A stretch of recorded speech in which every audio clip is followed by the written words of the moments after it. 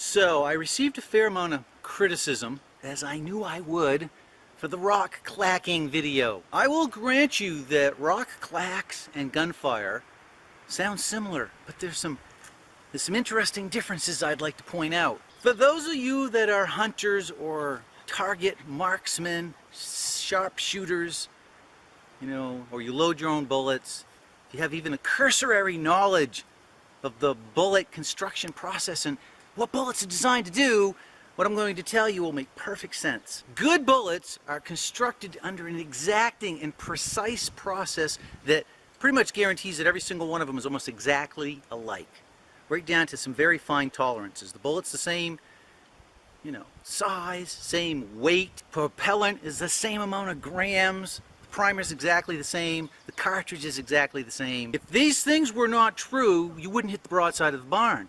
The reason bullets have to be constructed to such exact tolerances is because we expect them to be precise. We expect them to have the same result time and time again if we fire them out of, as one might imagine, this performance can be visualized if you take the audio track and you run it through an editing program. It will show you these little peaks, which are the amplitude or the loudness, if you will, of whatever's going on. In this case, it would either be rock clacks or gunfire. Now, before we delve into that too deeply, I want to point out some other strange occurrences that happened up there. We photographed, this only appeared in one photo of Ryan and Zachary, a blue orb. This of itself might be explained, it's coincidence, it's a blue bug, it's a blue spot of water, it's a blue artifact on the lens of your camera, Michael, you dummy. Why didn't you think of that? Of course, if it was an artifact, it would show up in subsequent photos. In other words, you take 2 or 3 photos, you'd expect to see the blue orb in all of them. This is not the case, it's in one photo. And Lady K was seeing blue lights in the forest. Dreams that aren't really dreams. I get woke up from Lady K's dream, which tells me that they had been here, to find my Zoom recorder battery drained, brand new battery I put in there. And then as I get out of the vehicle, and I'm standing by the hood of the vehicle, I look, it was dark, but there were stars out. I don't think the moon was out. There was a ditch there, and it looked different. Like there was something in the ditch that I didn't realize before that there was like a depression, like almost a little hole in the ditch itself.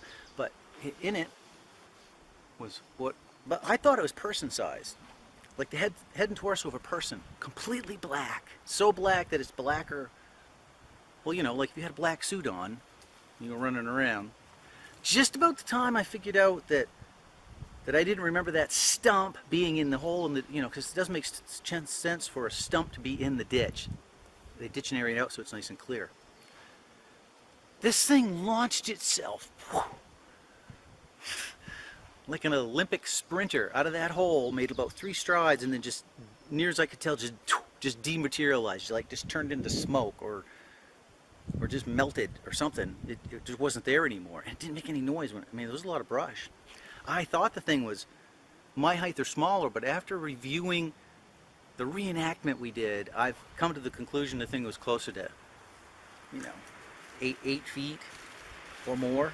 Not quite as large as the 12-footer that I saw the weekend before. At night, the shadowy 12-foot tall thing crosses between the gaps in the trees, and I could see it because behind it was the pond. Really tiny head, huge shoulders. Like, it shocked me enough that I did one of these, and then I had to confirm it with Lady K. Like, did you see? She's like, yeah, I saw it. These are just some of the circumstances surrounding the getting up to the rock clacking. So we just come back from a fairly long 3.4 mile hike, all kind of bushed, and independently of each other, we started hearing what, I thought I heard 4 small clacks. I thought Ryan and Zachary, my nephews, which were just, I don't know, 100 feet, couple hundred feet from me down this little logging path, I thought, well, maybe they clacked some rocks together. And I said something to Lady K about it, like, did you hear that, are the boys playing with rocks? So the thing is, before we really started recording, there were rock clacking going on all around us in almost a 360-degree arc around us. And as you can see from the satellite imagery, these are all skitter trails. You're not going to maneuver. It's impossible. It's simply not possible for a person to move through that type of environment very quickly. The other thing you want to focus on the rock clacking is that because gunfire is so consistent, when you fire a gun, the amplitude, the intensity, the height of that spike is going to be exactly the same every single time. Unless, you know, the guy's like Yosemite Sam spinning around with his 6-shooter, then switching over to his 30-06, 45, 70, breaking out the 12 gauge, 16 gauge. Yeah, I suppose it could be gunfire if that's what's happening. If you got Green Beret Yosemite Sam running around up there. Otherwise, it's difficult to explain these very, you know, low intensity, the ones we didn't probably record. I did 45 minutes on the Zoom recorder. I've condensed it down to 4 minutes for you guys, and I've included in the very start of it, you know, the audio graph, whatever you call that image that the audio gives. You can clearly see the change in intensity like 5 or 6 times with these rock clacks. Now I suppose you could explain that by saying, well, there are 6 or 7 calibers, which is possible, but that's kind of a stretch for somebody who has 6 or 7 calibers. You know, maybe they got a handgun and a rifle and there's 3 of them and they're all firing independently. And when you figure in that there's no place for these people to be, if you look at the map, it's like a mile and nothing. Yeah, there's a skidder trail, but you can't drive on the skidder. You can barely walk on those little trails. I mean, it's sticks and gnarly, nasty stuff. So I think if you really listen to, at the end of this, it'll be the 4 minutes. When you really listen to it, you'll notice the change in intensity between the rock clacks. And for the graph I provided, you can see the various degrees of intensity. This is very strong evidence suggesting that these sounds that we were hearing in the forest was not gunfire. Now, I don't know if they're clacking rocks together, I don't know if they're burping, rubbing their knees, clapping their hands, I don't know how they're generating these sounds they're generating, but I've tried to identify in here where Ryan clacked rocks, and you'll notice the sound is a lot. On some occasions it sounds exactly what they're doing, but on the audio graph, because Ryan or whatever was closer, it makes a different kind of fingerprint. Now, with most things, like most things related to Bigfoot, I probably can't prove beyond a shadow of doubt that this, you know, was rocks. But what I'm trying to impress upon you guys is it wasn't just me. There was 4 of us there, 4 people, and a couple of us, Ryan and myself, have shot a lot of different caliber guns and are very familiar with what gunfire sounds like. And we've hunted and we've heard gunfire in a distance. Like, we know what that sounds like. This sounds different. This sounds more like rocks being smashed together. I think the problem is that a lot of people haven't heard very many rocks being smashed together. Like, it's not something we go, smash, smash. We just don't do that. But to continually ignore the fact that you've got seasoned, you know, firearm people, woodsmen. We're not like, this isn't our first trip out into the woods. This is, oh gee, wow, fire a gun. Well, why didn't I think of that?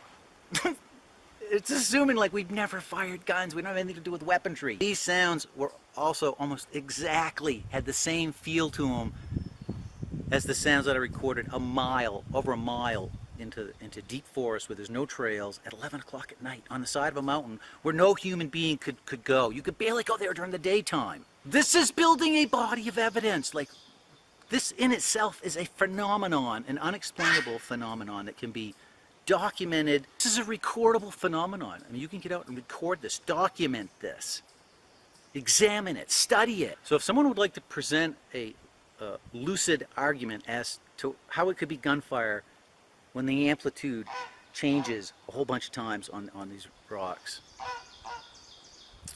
send it my way. Maybe it was the bacon. I don't know, it was like clack. it was like we heard earlier. That wasn't bacon. Wow.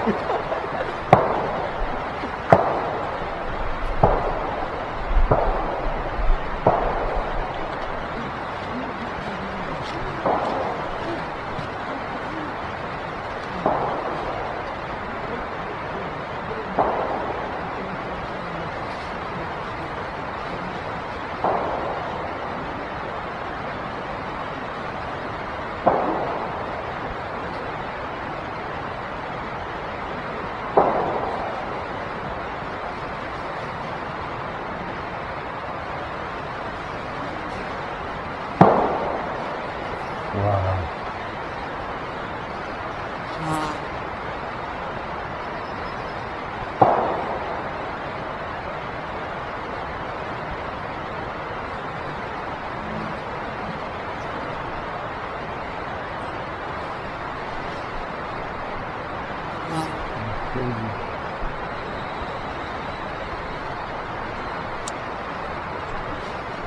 Thing is, you guys are only getting it after I hear the initial one and I start the camera. Sometimes it's 2 or 3.